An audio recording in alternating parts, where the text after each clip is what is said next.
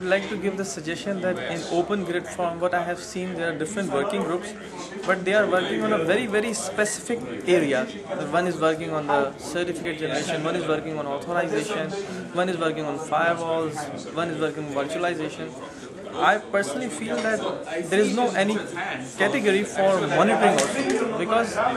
you can only resolve the problem when you identify it rightly. If you monitor it, you will identify it and then you can resolve it. I personally feel that there should be,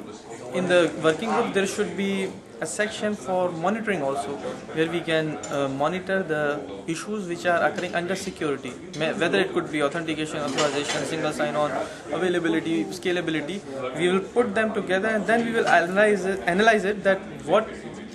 areas in that particular issue lying in which working group, so that